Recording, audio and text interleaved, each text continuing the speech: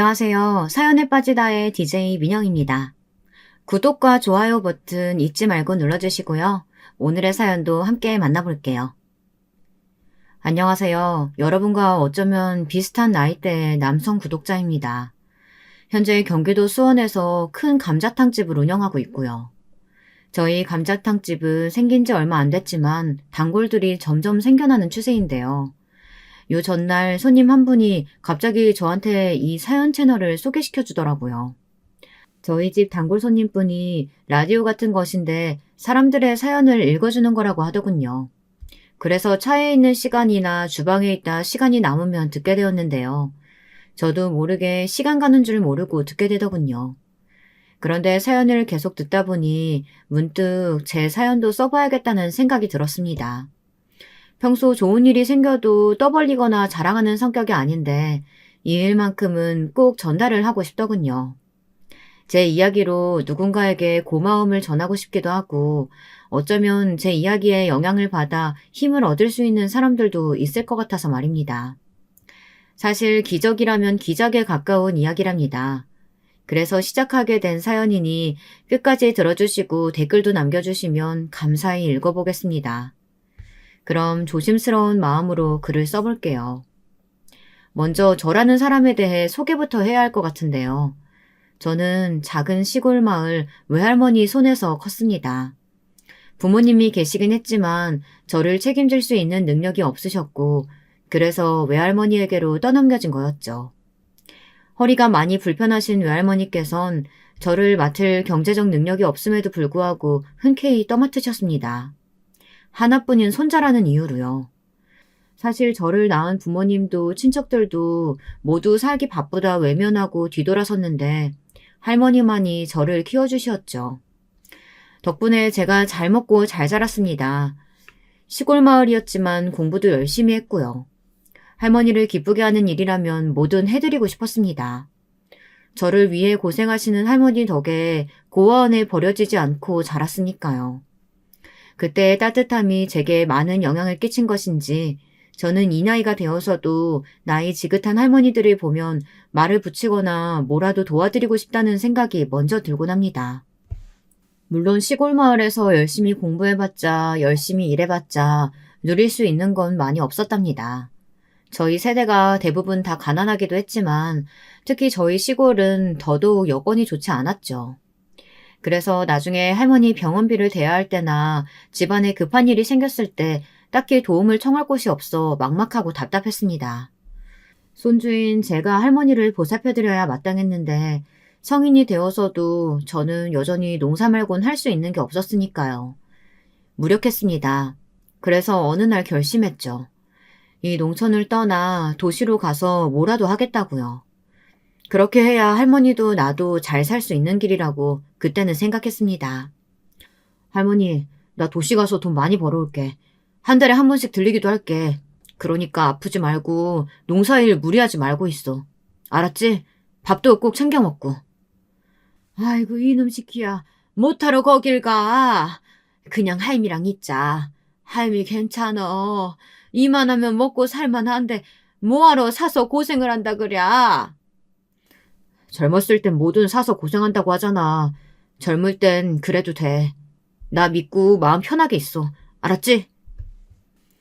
할머니는 제 걱정을 정말 많이 하셨습니다. 고생할까 봐서였죠. 저도 만만치 않은 길이 될 것임을 알고 있었습니다. 하지만 당시엔 선택지가 많지 않았어요. 도시의 공장에서 음식점에서 배달 일을 하며 그렇게 닥치는 대로 돈을 버는 것이 맞다고 판단했습니다. 할머니께선 제 건강이 걱정된다 하시며 시골집에 내려갈 때마다 잔소리를 참으로 많이 하셨어요. 저 때문에 잠도 잘 못 주무신다고 말을 듣곤 속상하기도 했습니다. 할머니, 나 다 할머니랑 잘 되려고 일하는 거야. 그리고 일하는 거 하나도 안 힘들어. 힘들지 않기는. 너 눈밑 거뭇거뭇하고 예전엔 밥 2공기 먹던 녀석이 1공기도 못 먹고 있는데 어떻게 안 힘들다는 거야?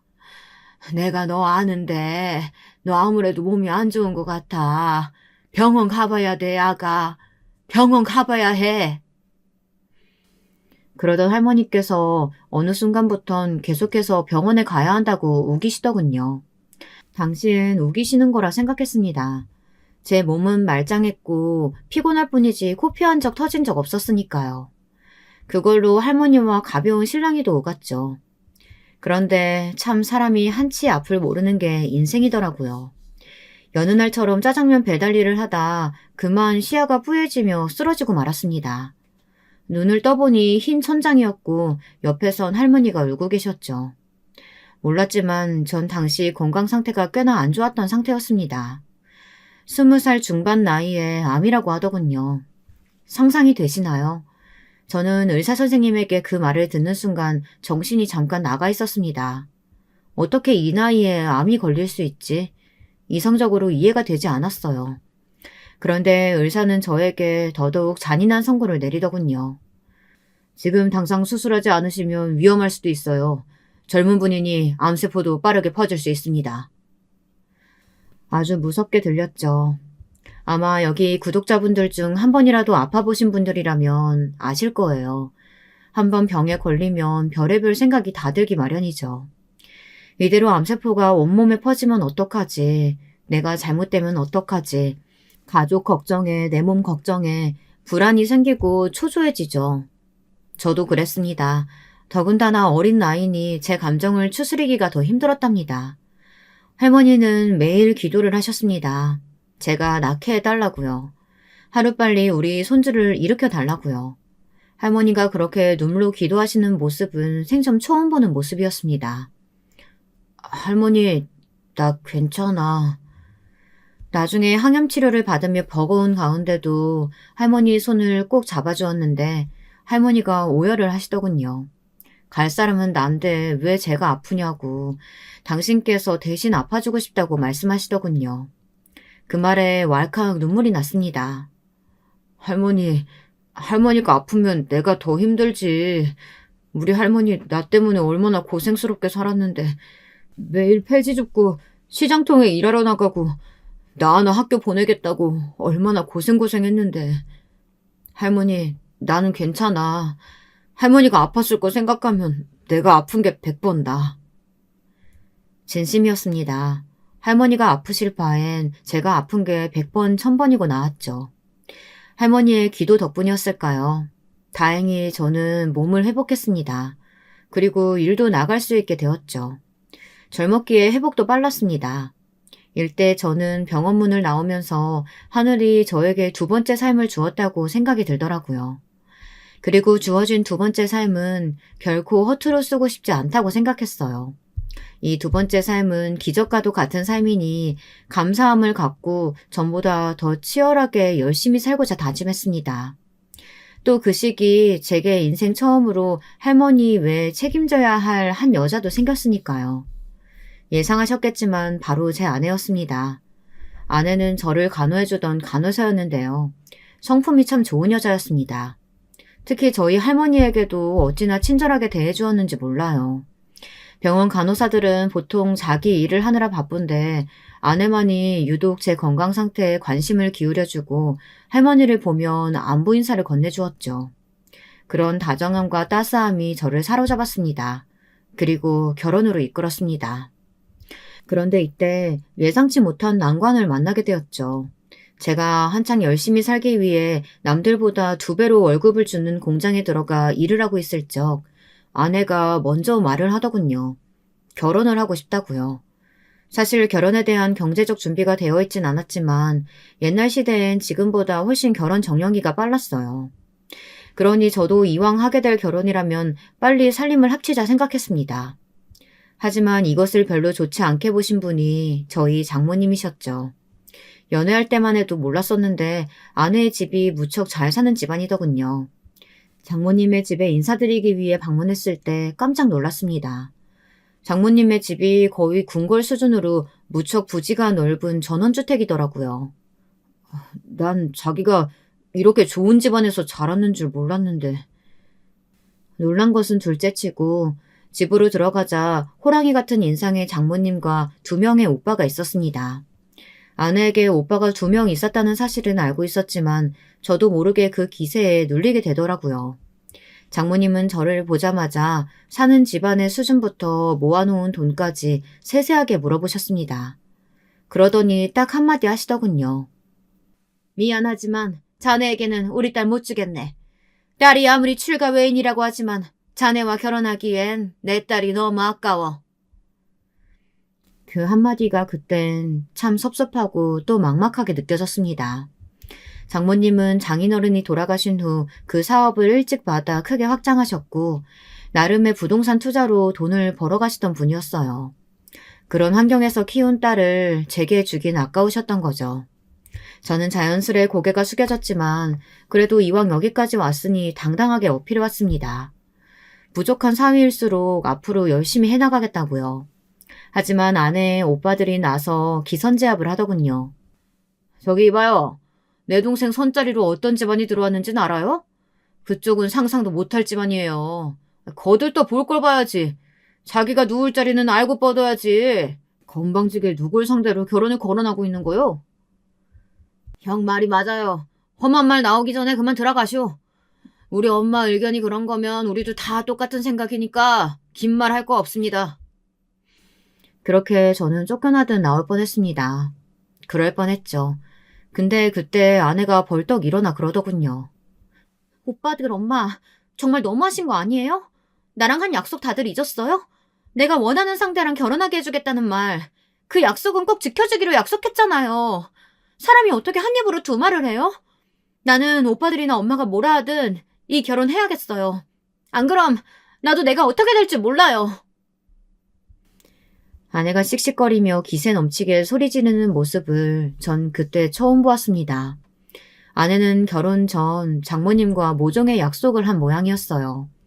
나중에 이유를 물어보니 자신은 어린 시절부터 사랑에 대한 로망이나 그런 것이 있었는데 혹여나 집안의 반대에 부딪혀 좌절할까봐 두려웠다고 하더군요. 원하던 사람과 결혼하는 게 꿈이었는데 그게 이루어지지 않으면 아내 입장에선 그것만한 비극이 없다고 했습니다. 그래서 장모님께 약속을 받아놓은 것이었죠. 그게 이렇게 쓰일지는 아내조차 몰랐고요. 허나 어찌됐든 아내가 바락바락 지른 자신의 주장에 장모님은 아무 말씀을 못하셨고요. 그저 저만 원망스레 노려볼 뿐이셨습니다. 마치 제가 딸을 훔쳐간 도둑놈이 된 심정이었습니다. 며칠 후 장모님께서 저만 따로 부르셨습니다. 결혼은 허락하겠네. 대신 우리 딸에게 잘 해주게. 내가 두 눈 뜨고 지켜볼 거야? 네, 감사합니다, 장모님. 진이 제가 책임지고 잘 살피겠습니다.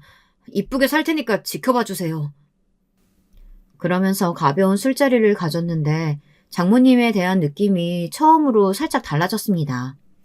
여전히 무서운 존재셨지만 어쩐지 그 안에 따뜻한 구석이 있을 것 같다는 느낌이 들었죠. 그 느낌은 결혼 후 더 강하게 바뀌어갔습니다. 장모님은 결혼 후 저를 조금씩 식구로 받아들이셨어요. 어쩐지 아내의 오빠들은 하나같이 저를 여전히 노가다꾼 혹은 공장이나 다니는 할 일 없는 사람으로 취급했지만 장모님만은 따스한 손길로 맞아주시더군요. 제 생일날도 잊지 않고 꼬박꼬박 챙겨주시고요. 가끔은 용돈도 건네주시더군요. 알고 보니 장모님은 한번 자기 식구가 되면 버리지 않고 그렇게 품어주시는 분이었습니다. 그리고 너무나 감사하게도 아주 좋은 제안을 해주셨죠. 이보게, 내가 아는 지인이 회사를 하는데 일자리가 하나 났다고 하네. 거기 취직해서 일해보지 않겠나? 낙하산이긴 하지만 자네가 어떻게 하느냐에 따라 달려있으니까 열심히 하면 그만한 성과 따라오지 않겠어? 제가요? 아유, 감사합니다. 저한테 기회를 주실 줄은 몰랐는데 너무 감사합니다. 안 그래도 어떻게 살아야 하나 걱정이 많았는데 저 정말 열심히 하겠습니다. 그날 저에게 주신 제안은 정말 큰 제안이었습니다. 좋은 회사였고 이름만 들어도 아는 회사였는데 월급이나 복지가 후한 곳이었습니다. 아내도 기뻐했고 저야 뭐 더할 나위 없이 열심히 하겠다는 각오로 부지런히 일했죠. 그런데 제가 일을 잘해 성과를 인정받으며 위로 올라가는 듯 보이자 여기에 시기와 질투를 하는 사람들도 있더군요. 바로 절 처음부터 노가다꾼 취급하며 무시했던 아내의 두 오빠들이었습니다. 장모님 건강이 별로 좋지 않다 해서 과일이랑 건강식품을 사들고 갔더니 이러더군요. 외부는 요즘 양복 입고 다니더니 허영심이 들었나 보네? 갑자기 왜 집에 과일이며 이런 걸 갖다 줘? 돈이 남아 도나 봐? 아, 네? 형님, 돈이 남아 돈다기보다는 장모님께서 요즘 자주 아프시다고 하셔서요. 감기 떨어지시라고 드리는 겁니다.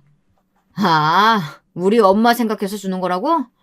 글쎄, 난 그 말 그대로 믿기지 않는데? 우리 엄마한테 잘 보여서 행여나 뭐 더 얻어내려고 하는 건 아니고? 네? 아니, 제가 여기서 뭘 더... 됐어. 그냥 자네 위치나 잊지 마. 지금 그 자리도 우리 엄마가 마련해준 자리라는 거 잊지 말라고. 사람이 분수를 알아야 하는 법이거든. 당시 두 형님들은 같이 사업을 하고 있었는데 잘 풀리지 않아 자금이 부족하다고 들었습니다. 그것 때문에 장모님이 골머리를 앓고 계시다는 것도요. 그런데 괜히 제가 넉넉해 보이니 아내가 있는 자리에서도 저를 비웃고 깔보더라고요. 비천한 출신이 자기 집안에 들어와서 신분 상승했다는 등 감사해야 한다는 등 이런 말들을 하면서요. 어이가 없었죠. 우습기도 했고요. 질투하는 모양새를 보여봤자 더 한심해 보일 뿐이라는 걸 정작 모를까요? 이때 장모님께서는 형님들을 두고 저에게만 따로 하신 말씀이 있었습니다. 그 말씀이 참으로 공감되었죠. 내가 저 두 녀석들 보면 머리가 아프네. 어렸을 때부터 붙어 다니고 사고치고 다니더니만 이제 머리 컸다고 뭐 사업이니 뭐니 이런 일만 하며 저지르는데 실속은 하나도 없이 요람만 떠는 놈들이야. 제대로 사업해보려면 경험도 해보고 쓴맛도 봐야 하는데 전혀 그럴 생각도 없고 늘 머릿속엔 돈 쓸 궁리만 있지. 그러니 내가 안심할 수가 없어. 저 녀석들한테 언젠간 회사를 맡겨야 하는데. 네, 그러게요. 걱정이 많으시겠어요. 그래도 내 생각보다 진서방 자네와 진이가 잘 살아주니 난 일단 그것만으로도 고마울 따름이야. 내가 결혼 전에 너무 반대했던 걸로 혹시 마음 상했다면 용서해주게나. 자네가 넓은 마음으로 말이야. 아닙니다, 장모님. 충분히 그러실 수 있다고 생각합니다. 장모님의 따뜻한 말씀에 힘이 많이 났습니다. 그런데 저를 하나둘 챙겨주자 어느 날 일이 벌어지고 말았습니다. 저는 이 일로 다신 형님들과 대적하지 않기로 마음을 먹었고요. 장모님의 생신날 벌어진 일이었습니다. 저는 호텔을 예약해 놓았고 형님들과 함께 간단히 저녁 식사를 하기로 했습니다. 준비도 호텔 측에 부탁을 해놓았죠. 큰돈을 들이긴 했지만 어차피 장모님 덕에 얻은 것들이 많으니 전혀 아깝지 않았습니다. 근데 케이크 촛불을 불어야 할 시간에 형님들이란 작자가 예약한 호텔로 오지 않더군요. 연락이 아예 되지 않았습니다. 자정이 넘어서야 큰형님이 완전 엉망이 된 모습으로 집에 들어와선 다짜고짜 저에게 막말을 짓거리더군요. 제가 장모님에게 잘 보여서 회사를 넘겨받으려고 혈안이 됐다고요. 형님 진정하시고 일단 방으로 들어가세요. 너무 취하셨어요. 그리고 오늘 장모님 생신이었는데. 야, 만지지 마. 감히 네 따위가 누굴 만져? 이 총것이. 야, 너 같은 시골 촌놈들하고는 내가 겸상도 안 해. 알아? 너 우리 가족으로 받아줬다고 착각하지 마. 알았어? 너 같은 상놈들하고는 상대도 하기 싫으니까. 오빠, 대체 무슨 말을 하는 거야? 정말 내 남편한테 왜 이래? 가슴이 아팠습니다. 저도 모르게 울분이 솟구치더라고요. 아내도 화가 나 버럭 소리를 질렀고 장모님도 표정이 어두워지셨죠. 형님들이 저를 마음에 안 들어 한다는 건 알았어요. 하지만 이 정도인 줄은 몰랐기 때문입니다. 그런데 뒤이어 둘째 형님이 갑자기 장모님 앞에 있던 케이크 상자를 들더니 희죽거리며 제 얼굴에 그대로 던져버렸습니다. 야, 너는 이런 빵도 먹을 자격 없어. 욕심만 그득해서는. 에휴, 진이 너는 어쩌다 저런 철한 놈하고 결혼해가지고는 이사람을 만드냐? 케이크 상자를 맞은 아픔보다 작은 형님이 하는 말들이 더 비수가 되었습니다. 어떻게 한 가족이 된 사람에게 저런 말을 할 수 있을까요? 저는 그대로 그곳을 나왔고 아내가 울면서 저를 뒤따라왔죠. 그 후로 장모님은 내내 제게 미안해하셨습니다. 자신이 자식을 잘못 키워 절이 된 것이라면서 말입니다. 내가 아들이라고 싸고 들지만 않았어도 저놈들이 저렇게까지 망나니는 안 됐을 텐데. 내가 진서방한테 너무 미안하구만. 볼 면목이 없네 그려. 아니에요, 장모님. 왜 추운데 여기까지 오셨어요? 제가 모셔다 드릴게요. 집으로 가세요. 장모님은 추운 한겨울날 저희 집까지 찾아와 사과의 말씀을 전하셨죠. 물론 장모님이 그러신다고 상처가 없어진다거나 기분이 나아지는 건 아니었어요. 하지만 저는 형님들을 불쌍한 사람들이라고 생각하기로 했습니다. 사업도 망해가고 상황도 안 좋아지니 누구라도 같이 끌어내리고 싶은데 그게 저였을 뿐이었으니까요. 나중에 형님들은 저에게 와서 사과를 하긴 했습니다. 장모님이 저에게 사과하지 않으면 돈줄이 끊긴다고 위협을 하셨나 봐요. 정말 울며 겨자 먹기로 사과를 하더군요. 그땐 내가 술에 취했어서. 그래도 이해하지? 원래 술 먹으면 사람이 약간 돌잖아. 내가 그날은 좀 심했어. 저는 아무 말도 하지 않았습니다. 부끄러운 줄 아세요. 이 한마디만 남기고 돌아섰죠. 그들이 정말 부끄러운 걸 알길 바랬습니다. 자기 상황이 안 좋다고 해서 다른 사람을 함께 비난하고 끌어내리는 게 얼마나 한심한 행동인지 알길 바랬어요. 그리고 저는 그 후 장모님의 회사 사원으로 들어가 일을 하게 되었습니다. 이건 역시 장모님의 요청에 따른 것이었어요. 물론 형님들은 좋아하지 않으셨지만 저는 장모님을 보조하며 열심히 일했습니다. 그런데 인생이 참 쉽지 않은 모양입니다. 이번엔 아내가 문제였습니다. 아내가 임신을 하고 한 번 유산을 경험한 뒤로는 임신이 잘 안 되더라고요. 사실 저는 아이에 대해 조급해하지 않았는데요. 아내는 20대 후반으로 갈수록 왜 자신에게 아이가 안 생기는지 불안해했습니다. 또래 친구들은 이미 아이를 낳고 키우고 있는데 자신만 혼자가 된 기분이라고 했습니다. 아내의 상태는 날이 갈수록 안 좋아졌죠. 제가 어떻게든 기분을 좋게 해주기 위해 드라이브를 가기도 하고 여행을 떠나기도 했지만 아내는 어쩐지 자기만의 세계에 갇힌 사람 같아 보였어요. 우울해 보였죠. 그러던 어느 날은 장모님에게 전화를 해 엉엉 울기도 했는데요. 엄마, 불안해 미치겠어. 왜 이렇게 아기가 안 생기지? 보통은 생겨야 하잖아. 이맘때쯤은 다 생기고도 남을 시기인데 설마 나한테 아기가 안 올 운명인가? 그럼 나 어떡해? 아내는 가정에 대한 꿈, 소망 이런 것들이 큰 사람이었습니다. 장모님에게 받은 사랑을 고스란히 자기 자식에게 주고 싶다고 많이 말했었죠. 저도 그 마음은 충분히 이해했습니다. 다만 불안함이 너무 지나치니 저까지 덩달아 조급해지는 기분이었죠. 진이야, 원래 아기는 때 되면 하늘에서 주시는 거야. 네가 그럴수록 몸은 스트레스 받고 아기는 더 안 생길 거야. 그러니까 차분히 기다리자. 그러다 며칠간 안 되겠다 싶었는지 장모님이 저희 집에 상주하시며 아내를 달래주시기도 하였어요.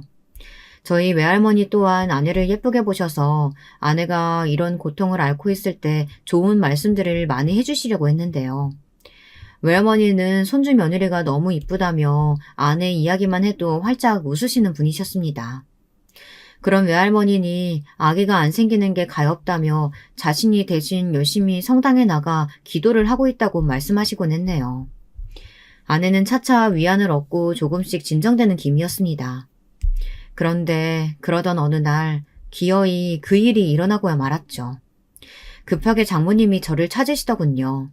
평소 장모님이 저를 부르시는 일은 있어도 찾아오시는 일은 없었는데 다급히 찾으시더니 눈물을 쏟으시는 겁니다. 우리 애가 글쎄 지금 병원에 진서방 일을 어쩌면 좋나. 무슨 일이세요 장모님? 얼른 가봐야 되네. 장모님은 무척 혼란스러운 얼굴로 말씀하셨고 그 뒤를 따라 저도 병원에 도착하니 아내는 이미 너무 멀리 가 있었습니다. 온몸이 차가웠고 눈은 감겨 있었어요. 저는 아마도 평생 그날을, 그 순간을 잊을 수 없을 겁니다. 그것이 가장 큰 슬픔이 될 테지만 아마도 영원히 잊을 수 없을 거예요. 제 아내가 너무나 갑작스레 가족의 곁을 떠난 순간을 말입니다. 그리고 아내에게 미안한 것이 있다면 29살의 젊은 아내가 세상을 떠났을 당시 마음 상태가 좋지 않았다는 것입니다. 행복만 해도 모자랄 나이에 아내는 임신 문제로 다분히 힘들어하고 있었으니까요.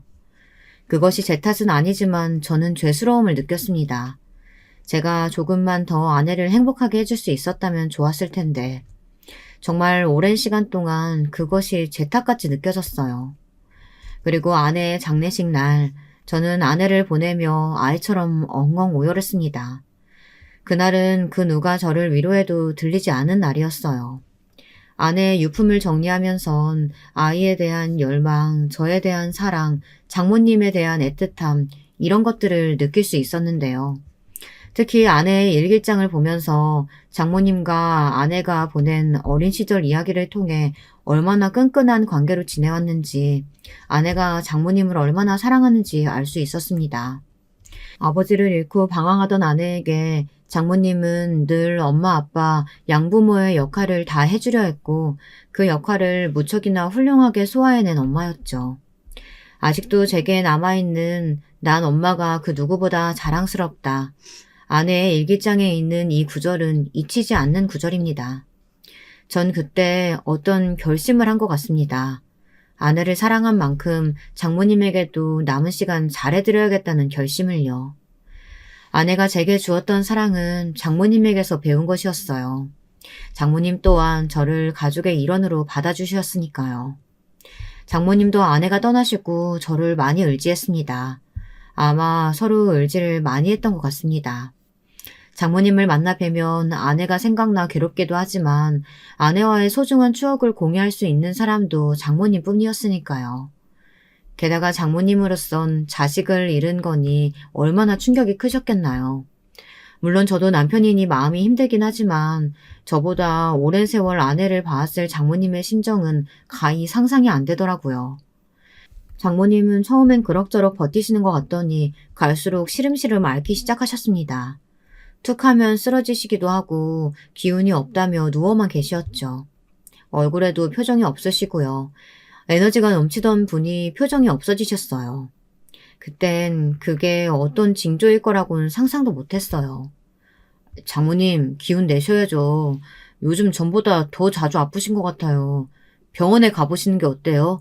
저도 예전에 별거 아닌 거라고 생각하고 넘겼는데 병원에 가서 안 좋은 말을 들은 적이 있어서요. 장모님도 아시죠? 병원 한번 가봐요, 우리. 결국은 이대로 냅둬선 안 되겠다 싶어 장모님을 끌고 힘겹게 병원에 갔는데요. 청청병력 같은 말을 듣고 말았습니다. 지금 상태로 보아선 파키스병 같습니다. 전혀 준비가 되지 않은 상태라 너무나 아찔했습니다. 요즘에야 인터넷이 발달해서 어떤 병인지 검색만 해도 알 수 있지만 그땐 정보도 없어 어떤 병인지 수명에 영향을 얼마나 끼치는지 등등 캐물어야 했습니다. 여러분도 파킨슨병을 아시나요? 혹시나 모르시는 분들을 위해 말씀드리면 근육이 굳고 움직임이 느려지고 완치가 불가능한 병입니다. 모든 병이 그렇겠지만 완치가 힘들다는 점에서 환자에게도 지켜보는 가족에게도 고통을 주는 병이죠. 거기다 의사에게 듣는 것만으로도 막막했는데 애석하게도 장모님은 이미 상태가 나빠지신 후에 방문한 것이었어요. 제가 이 소식을 두 형님들에게 전하자 형님들도 병원으로 달려오셨어요. 첫마디가 죽을 병은 아니니 관리하면 된다 이 말이었습니다. 그러면서 자신이 엄마를 모시겠다며 둘이 서로 싸우더군요. 정작 장모님은 그 어느 곳에도 맡겨지고 싶지 않아 하셨는데 말입니다. 형은 지금껏 엄마한테 관심도 없다가 왜 나대? 엄마 회사 때문에 그러지? 너야말로 나대지 말고 비켜 이 자식아. 왜 갑자기 착한 척이냐? 정신없이 굴지 말고 동생이면 동생답게 양보도 할 줄 알아라. 어? 동업한 건 망한 것도 다 너 때문인데 지금 참아주고 있는 거니까. 뭐라고? 형이 일 못해놓고 왜 나한테 뒤집어 씌워? 엄마 아픈 것도 결국 다 형 때문이야. 형이 어렸을 때부터 하도 사고치고 다니니까 엄마가 마음고생하다가 저리 되신 거 아니야. 진짜 이런 말까지 안 하려고 했는데 형이 말만 잘 들었어도 엄마 저리 되시진 않았어. 정말 철이 없어도 너무 없었습니다. 보다 못한 장모님이 대화를 막았죠. 그만해라. 둘 다 꼴 보기 싫으니까. 이제부터 내 말 잘 들어라. 일단은 아직 내가 몸이 성하니 내가 회사 운영은 할 거야. 몸이 안 좋아지고 그때 되면 니들한테 넘길 테니 그렇게 알아라. 더는 말 보탤 거 없다. 장모님이 일단은 회사 운영을 이어가시겠다 선언하시며 형님들은 물러났습니다. 다행이었죠. 그런데 생각보다 장모님 상태가 빠르게 악화되어 갔습니다. 한 달 사이 급격히 변해갔습니다. 최대한 규칙적인 식사를 하고 운동도 하시며 어떻게든 이겨내 보시려고 했지만 자꾸 더 걸음이 느려지시고 식사 시간도 길어지셨습니다. 거기다 소화불량도 심각하셔서 음식을 제대로 삼키지도 못하셨죠. 시간이 지날수록 기억력도 깜빡깜빡 하시고 집중력도 상당히 낮아지신다고 하더군요. 아무래도 일 보는 게 힘들어. 비서가 한 번 얘기해줘도 두 번, 세 번을 물어야 겨우 기억하고 일 처리하는 것도 힘들고 문서 하나 보려면 예전엔 10분이면 봤던 걸 이제는 2시간은 봐야 되니 나도 답답하구만. 일을 어쩌면 좋을지. 이젠 안 될 것 같아. 이대로 내가 회사에 있다간 피해만 끼칠 거야. 어쩌실 생각이세요? 아들에게 넘겨야지. 그놈들이 잘할런지 모르겠지만 일단은 의욕은 있으니. 장모님은 형님들에게 일단은 맡겨보시겠다고 했습니다. 본인이 계속 이어가고 싶어 하셨지만 일단은 제게 많이 도와달라 부탁하면서 맡기신 거였죠. 돈과 명성에 혈안이 되어 있던 형님들이야 너무나 좋아했습니다. 드디어 CEO 자리에 올랐다며 호언장담을 했답니다. 여러분 어떻게 됐을 것 같나요? 저는 시작부터 불안했습니다. 과연 장모님이 일구신 회사를 형님들이 잘 이끌어 나갈 수 있을지. 그런데 역시나 시간이 갈수록 형님들은 점점 회사에 나오지 않았고 일을 밀어나갔습니다. 제가 결제를 재촉해도 뭐 때문에 바쁘다는 등 핑계를 대었고요. 아, 그런 건 자네가 좀 알아서 해라. 내가 그것까지 맡아서 해야 되나? 형님이 그래도 책임자시니. 아, 지겨워. 그놈의 책임자. 일을 유도리 있게 해야지. 자네는 그런 면에서 센스가 부족해도 너무 부족해. 에휴, 알아서 사인하고 넘겨. 우리 엄마한테 또 이러지 말고. 결국 회사 일은 제가 처리하게 되었죠. 그리고 이뿐만이 아니라 여기서 상당히 역겨웠던 점이 있었는데요.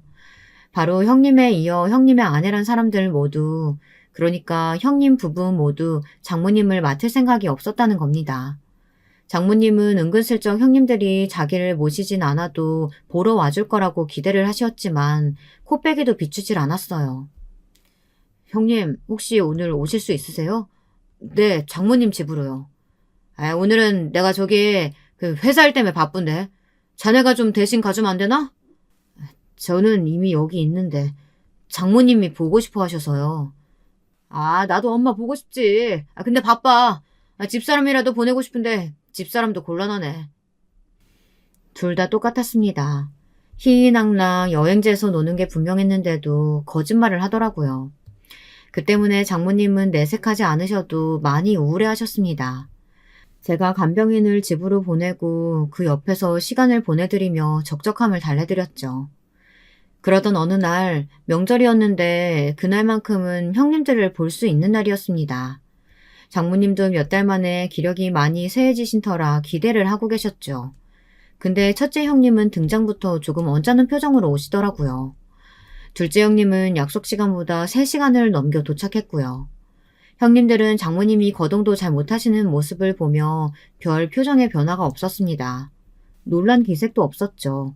오히려 아픈 장모님 앞에서 회사 일이 힘들다며 투정을 부리더군요. 아, 엄마가 회사에 다시 복귀해서 도울 생각 없지? 아, 아니다. 엄마 꼴을 보니 그건 못하긴 하겠다. 아, 내가 요즘 잠을 잘 못 자. 처리할 일이 산더미라서.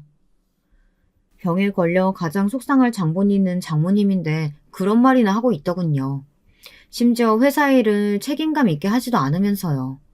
열받아 한마디 하려는데 역시나 언짢으셨던 장모님이 불효령을 내리셨습니다. 그럼 너 당장 그 자리에서 내려와라. 다른 사람 앉힐 테니까. 뭐? 아니 엄마, 무슨 말을 그렇게 섭섭하게 해요. 나랑 동생이랑 지금 얼마나 열심히 하고 있는데 농담 좀 했다고 그걸 진지하게 받아들여선. 알겠어요. 그래요 어머님. 이가 회사 일이 너무 힘들어서 어머님께 투정 부린 거예요. 넘어가 주세요. 명절인데도 과일 하나 없이 덜렁 와서는 밥만 얻어먹고는 형님들은 그냥 그렇게 가버렸습니다. 왔으면 설거지라도 해줄 법한데 먼저 하겠다는 말도 없었죠. 심지어 장모님의 건강에 대해서도 묻지 않았습니다. 한두 시간씩 잠깐 앉아있더니 바쁘다면서 서둘러 일어섰죠. 그리고 저만 홀로 남겨졌는데 장모님이 우울한 기색으로 방에 들어가시더군요. 자네도 얼른 들어가게. 시간 늦었네. 그 말을 듣고 마음이 쓰여 저는 현관을 나갔다가도 다시 들어오게 되었습니다. 그리고 그때 보고 만 것이죠. 너무나 가여운 장모님을요. 장모님께서 혼자 서럽게 울고 계시더군요. 차가운 방 안에서 아내 사진을 붙들고 가엾게도 어깨가 흔들릴 정도로 처량하게 울고 있었습니다. 그 모습을 보는데 얼마나 눈물이 나던지 저도 아내 생각에 하루에 몇 번이고 속으로 울음을 참고 사귀고 있던 터라 장모님 심정을 모르는 바 아니었습니다. 그날은 장모님이 원하지 않을 것 같아 못 본 척 해드렸지만 저는 장모님의 외로움을 깊이 들여다본 느낌이었습니다. 그래서 어떻게 해야 할까 고민이 되었습니다. 고민의 시간은 짧았습니다. 저는 어느 날 장모님의 집으로 단촐한 짐을 싸들고 들어갔고 이제부터 제가 모시겠노라 말했죠. 아니 그게 무슨 말이야 진서방. 아니네 나 아직 정정해. 저야말로 사양할게요 장모님. 장모님 제가 원해서 하는 일이니 허락해 주세요. 장모님께서도 저 힘들 때 옆에서 힘 대어주셨잖아요. 저도 그러고 싶어요. 제 말이 끝나자마자 장모님의 눈에 눈물이 글썽였습니다. 옛날 같았으면 엄한 목소리로 그럴 필요 없다 다그치셨겠지만 그간 많이 약해지셨는지 고맙다고 기어들어가는 목소리로 그러시더군요. 고마울 거 하나 없어요. 장모님, 이제부터 우리 행복하게 잘 살아봐요. 전 씩씩하게 웃으며 제 짐을 정리했고 아내가 자곤 했던 침대에 몸을 눕혀 잠시 아내 생각을 했습니다. 아내라면 지금의 저를 기특해 할 것 같아 마음이 뿌듯해져 왔죠. 장모님 집에 살면서 가장 좋았던 점은 제가 장모님의 상태를 곁에서 지켜보며 식단과 운동, 약을 꼬박꼬박 챙겨드리니 장모님의 상태가 나빠지지 않았다는 것입니다. 워낙에 신경을 쓰기도 했고 좋다는 약 중 괜찮다는 것들을 일단 갖다 드렸거든요. 효능이 있는 것들은 더 드시게 했고요. 진서방 덕분에 내가 이런 호사를 누리네. 고마워. 내 아들들도 못하는 일을 피 한 방울 안 섞인 자네가 하네 그려. 그리고 그럴 때마다 장모님은 이런 말씀을 하시곤 했습니다. 하지만 어딘지 모르게 저를 불편해하는 기색도 있으셨습니다. 당시 제 나이가 많지 않았고 아내와 저 사이에 아이도 없었기 때문에 내심 장모님은 자신이 제 발목을 붙잡고 있는 건 아닌지 걱정하는 기색이었습니다. 어느 날은 저를 붙잡고 진지하게 말씀하시기도 했어요. 나는 자네가 얼른 새 출발해도 좋을 것 같아. 자네 정도면 어떤 여자를 만나도 어떤 집안에 들어가도 환영받을 사람이야. 괜히 나 같은 늙은이 한 명 때문에 자네의 젊음이 망가지는 걸까봐 난 그게 두렵네. 장모님, 혹시 기억나세요? 제게 부모님이 없다고 했을 때 장모님이 저에게 해주셨던 말씀. 어? 부끄럽지만 저는 이때 장모님에게 가장 깊은 정을 느꼈던 경험을 꺼내 들려드렸는데요. 제가 양부모를 잃고 외할머니 손에서 컸다는 것을 아신 장모님이 어느 날 문득 지나가듯 이렇게 말씀하셨거든요. 자네는 이제부터 내 가족이고 우리 집 사람이야. 그러니 어디 가서 엄마가 없다고 하지 말게나. 자네만 좋다면 내가 자네의 엄마가 돼줄 거니까. 가슴이 벅차도록 좋은 말이었습니다. 어린 시절 할머니 손에서 정서적으로 부족함 없이 자라긴 했지만 남들에게 다 있는 부모가 저에게만 없다는 것, 그걸로 인해 놀림을 받았던 것은 제게 상처로 남아있었거든요. 근데 그 말씀을 들려주셨을 땐 정말이지 너무 감사하더군요. 감사하다는 생각밖에 들지 않았습니다. 장모님과 내가 정말 인연이구나 이런 느낌도 들었죠. 그래서 전 그 이야기를 들려드리며 장모님, 제가 장모님의 가족이라고 하셨잖아요. 그럼 제가 장모님 아들인 거잖아요. 셋째 아들. 맞죠? 넉살 좋게 웃자 장모님의 눈에 또다시 눈물이 맺혔네요. 그 이후 저는 장모님의 건강을 챙기며 10년간 함께 살을 맞대고 부딪히며 끈끈하게 가족으로 살아갔습니다. 형님들에게도 삶의 변화라면 변화가 있었는데요. 첫째 형님께서 한 번 이혼을 했다 새로운 여자를 들이시고 둘째 형님께서도 역시 똑같은 경험을 하셨습니다. 여전히 장모님에겐 관심이 없었고요. 그런데 그 사이 더 큰 일이 터지고 말았답니다. 제가 막았어야 했지만 막지 못한 일이기도 합니다. 형님들께서 맡고 계셨던 거래처와 큰 문제가 생기면서 회사 재정에 구멍이 나기 시작했는데요. 제가 이를 알고 문제를 제기했을 땐 두 형님 모두 회사 돈을 횡령하여 외국으로 나른 상태더라고요.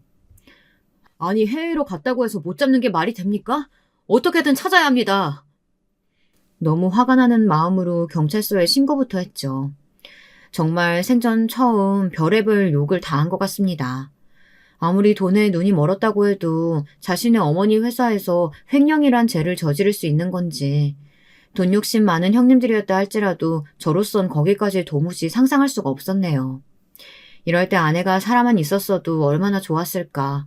아내 생각도 부쩍 많이 났고요. 거기다 10년쯤 흐르면서 장모님 건강이 조금 더 안 좋아지셨기에 쉽사리 이 일을 말하기도 힘들었습니다. 결국은 말하게 되었지만요. 내 이것들을, 아이고 내 팔자야. 기어이 일을 쳤구나. 기어이. 일단 장모님, 그 회사는 최대한 손에 안 가는 방향으로 정리를 해야 할 것 같습니다. 지금 있는 빚도 상당해서. 여기저기 벌려놓은 사업들이 있었던지라 빚은 불가피했고 어쩔 수 없이 장모님이 피땀 흘려 세우신 회사는 무너져야 했습니다. 그때부터 장모님의 우울증 증세가 시작되었죠. 그전까진 그래도 가끔씩 아내 이야기를 하며 일상을 나누며 잘 견디고 버텨하셨는데 형님들이 회사를 배신하고 나갔다는 이야기를 듣자 완전히 무너져 버리셨어요. 정신을 차리지 못하셨죠. 자식의 배신을 어떻게 쉽게 받아들이실 수 있겠나요? 여러분들이라면 어떨 것 같으세요? 저는 장모님의 심정이 100번 공감되었습니다. 그런데도 전 일단 이리 뛰고 저리 뛰며 돈을 빌리기 바빠 장모님을 챙길 시간적 여력이 없었네요. 형님들이 해외로 돈을 들고 꽁꽁 숨어버린 탓에 저는 그 후 10년을 미친 듯이 고생해야만 했습니다. 그 나이쯤 되면 여유있게 장모님 모시고 이곳저곳 여행도 다니고 할 줄 알았는데 빚에 허덕이는 신세가 되어버린 거죠. 미안하네 진서방. 이게 모두 나 때문이네. 자네가 다 책임지려 하지 않아도 돼. 자네는 그런 의무 없어. 이제 날 떠나고 홀가분하게 자네 삶을 살아줘. 부디 그게 내 마지막 소원이야. 솔직히 장모님이 이렇게 말씀하셨을 땐 저도 사람인지라 마음이 흔들렸습니다. 그냥 눈 한 번 딱 감고 모른 척도 하고 싶었습니다. 근데 제가 열정을 다해 지키려 했던 회사며 사랑했던 아내 장모님은 도저히 모른 척할 수가 없었습니다. 뼈가 갈리는 한이 있더라도 끝까지 지켜드리고 싶었어요. 장모님과 저 모두 아주 비좁은 단칸방으로 이사를 가야 할 만큼 형편은 나빠졌지만 말입니다. 그렇게 시간이 흘러 저는 저를 써주는 아는 형님의 회사에 들어가 일을 시작했고 그 돈으로 근근히 생활하며 장모님을 모셨답니다. 장모님을 모신 지 30년쯤 다 되어선 장모님 또한 혀가 마비가 살짝 돼서 음식물을 삼키는 것도 힘드셔 코츠를 사용하셔야 했지만 그래도 저를 알아보시니 그것만으로도 만족했답니다. 파킨슨병의 합병증으로 치매가 있다는 것을 알고 있었기에 장모님이 치매에 걸릴까 두려웠거든요. 장모님, 저 누군지 아시죠? 그럼 우리 사랑하는 진서방이지. 그래서 장모님에게 한 번씩 확인차 물을 때 그렇게 대답해 주시면 안도하곤 했습니다. 주변 사람들도 합병증이 생기지 않아 너무 다행이라고 하더군요. 허나 안심하는 것도 잠시 장모님께서 추위가 심해지면서 상태가 나빠지셨습니다. 병원에선 나이가 들어 몸이 많이 쇠약해지셨다고 손 쓸 방법이 없다고 했어요. 마음이 너무 아팠습니다. 이대로 장모님을 보내드려야 한다 생각하니 무력하게 느껴졌죠. 그래도 장모님의 마지막 가는 길이니 후회 없이 보내드리고 싶더군요. 장모님, 평소 하고 싶으셨던 거 있음 우리 다 해봐요. 장모님은 그저 제 말에 고개를 끄덕이셨네요. 그리고 저는 일이 끝나면 거동도 불편하신 장모님을 휠체어에 태우고 가을 단풍도 잠깐 보고 오고 그랬었네요. 단풍은 참으로 아름답고 이쁜데 장모님은 일이 아프시니 슬프게 느껴졌습니다. 그럼에도 장모님은 아내를 보러 갈 시간이 다가오니 슬프지 않다며 저를 담담히 위로해 주시곤 했습니다. 나는 괜찮아, 진서방. 내 걱정은 말고 내가 하늘 가면 우리 진이도 보고 자네도 지켜보고 있을 테니까 자네는 하고 싶은 거 다 누리고 천천히, 아주 천천히 올라와. 네, 장모님, 그럴게요. 그런데 인생이 참 너무한 게요. 장모님과 오순도순 보내고 있을 적 그 년놈들이 돌아왔더군요. 여기서 그 년놈들이라고 하면 누군지 아시겠나요? 네, 형님들과 그들의 안사람들이요. 그 사람들은 시간이 꽤 많이 흘러 모든 게 괜찮아졌다고 생각한 건지 다짜고짜 흥신소를 고용해 저와 장모님의 거처를 찾아냈더군요. 당신들이 사람들이야? 이 페루나 같은 것들아. 내가 니들 찾으려고 얼마나 개고생했는지 알아? 시간이 오래 지났으니 횡령죄 같은 건 까맣게 잊고 있었는지 뻔뻔하게 구는 형님들을 저는 용서할 수가 없었습니다. 이성을 잃고 눈에 닥치는 대로 뭐든 집어들었네요. 근데 갑자기 큰형님이 무릎을 꿇더군요. 민망스럽지만 엄마, 나 사실 큰 결심하고 왔어요. 내가 엄마 자식이니까 이제부터 엄마 모시고 살게요. 사이한테 맡기지 말고요. 나 엄마 회사 그렇게 말아먹고 해외 도피한 거 엄청 반성하고 후회했어요. 그러니까 내가 빚 갚게 해줘요. 네? 자식도 생기고 하니 엄마 마음 이제 알겠어요. 저도요. 엄마 용서해주세요. 정말 죄송합니다. 두 형님들은 눈물을 흘리며 계속해서 빌더군요. 저는 악마의 눈물이라고 생각했습니다. 믿고 싶지 않았죠. 근데 여기서 장모님이 저를 막으시더니 조용히 대화를 하고 싶다고 하더군요. 그러면서 형님들과 셋이 있게 해달라고 하셨습니다. 저는 장모님의 침착함에 당황했고 그렇다면 저라도 옆에 있겠다고 했지만 장모님은 고개를 저었어요. 진서방, 얘네들이 이렇게까지 하는데 나도 떠나는 마당에 아들 등지고 싶진 않네. 결국 사위보단 아들이었던 건가 싶어 섭섭한 마음도 들고 걱정도 되었지만 장모님은 형님들의 거처로 향하셨고 저에게 전화로 며칠만 여기 있겠다고 하셨습니다. 시간이 갈수록 저는 너무 걱정되었지만 장모님 말에 일단은 기다리고 있었죠. 그러다 이내 며칠 안 되어 소식을 듣고 말았습니다. 장모님의 비보를요. 저는 곧바로 형님들의 멱살을 잡고 말았습니다.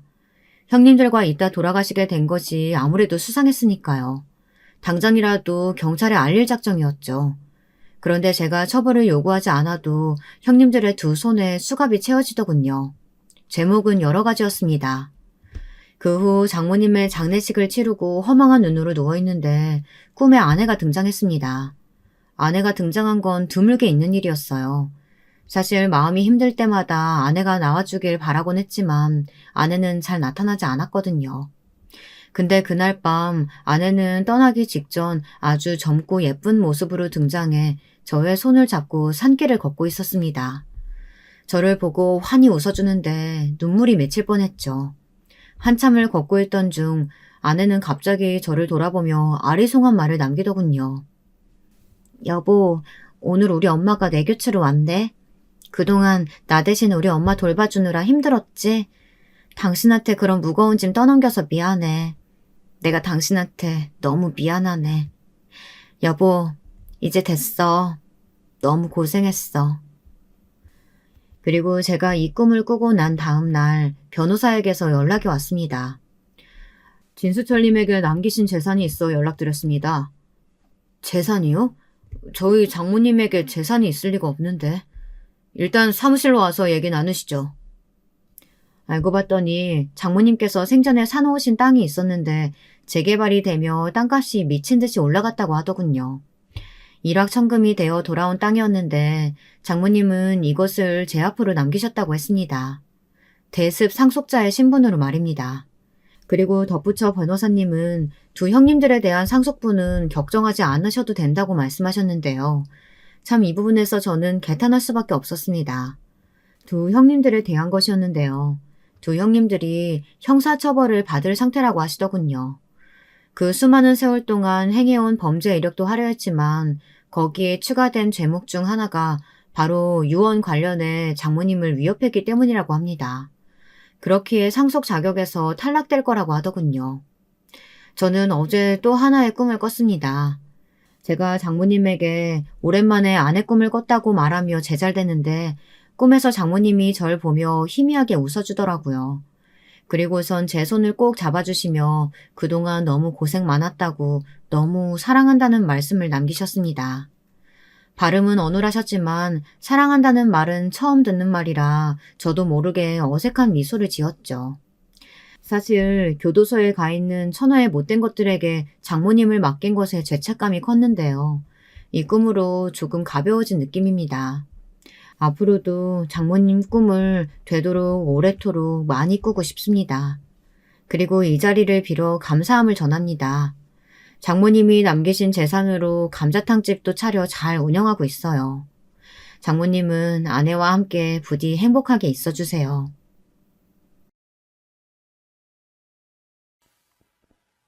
여러분, 두 번째 사연 시작하기 전에 좋아요와 구독 꼭 눌러주실 거죠? 그럼 두 번째 사연 바로 시작합니다. 안녕하세요. 저는 막 40대가 된 여성입니다.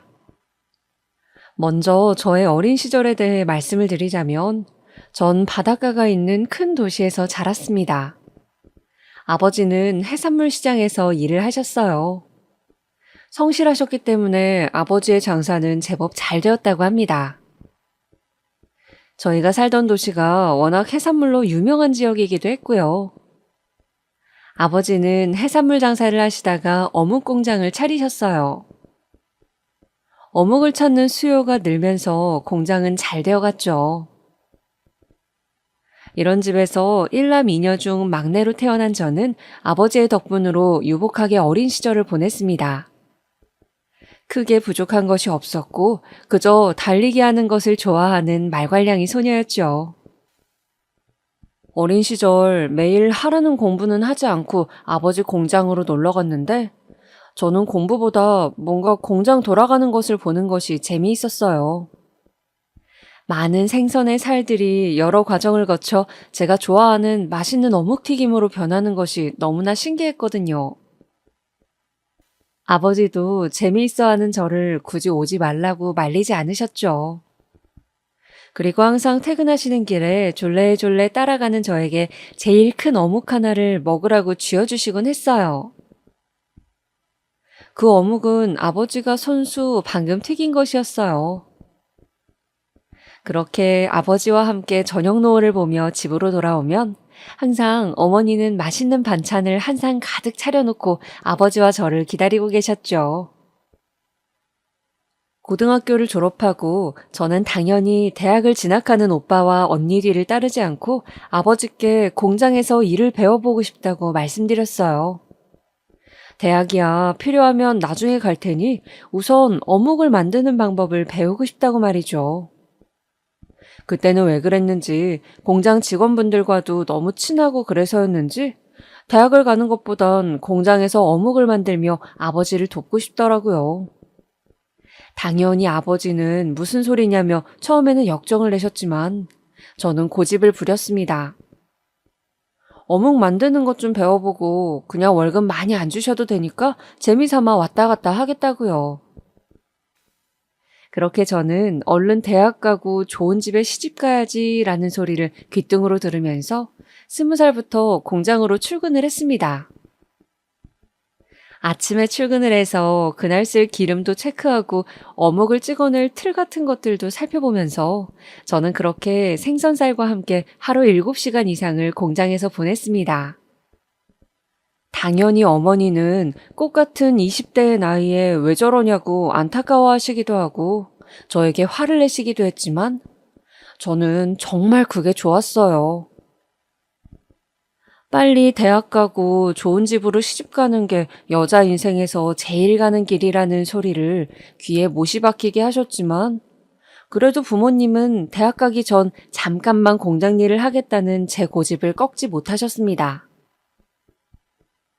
저는 공장이 돌아가는 것을 보면서 어떻게 하면 공장이 잘 돌아갈지 생각하는 것이 재미있었어요.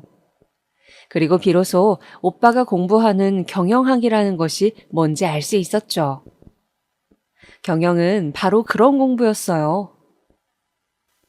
저는 뒤늦게 경영을 배워야 하겠다는 결론을 내렸습니다. 생각보다 저는 야심이 있는 사람이었어요. 전 서울이 아니라 미국을 가고 싶었습니다. 미국에서 경영으로 유명한 대학이 어디인지 필사적으로 찾았어요. 그리고 SAT 준비를 시작했죠. 영어는 제법 자신이 있었지만 미국 대학을 가기란 만만하지가 않았어요. 그리고 보통 한국에서 대학을 다니고 나서 유학을 가는데 저처럼 고등학교 졸업 후 바로 유학을 준비하는 경우가 흔치 않아서 정말 많은 우여곡절을 겪게 되었습니다. 그러나 몇 년간 노력을 한 결과로 저는 드디어 미국의 한 대학에서 경영학을 공부하게 되었어요. 바로 세계적인 명문인 뉴욕대였죠. 뉴욕대를 가서 뉴욕 생활을 하니 한국에서와는 다른 별 세계였어요. 이런 세상도 있구나 하면서 더 큰 세상에 눈을 떴던 것 같아요. 유명한 교수님께서 자신의 프로젝트에 제 이름을 올려주는 큰 기회를 얻기도 하고 정말 많은 것을 배웠습니다. 그렇게 미국에서 대학생으로 새로운 세상을 만나고 지낸 지 3년쯤 되던 해였습니다.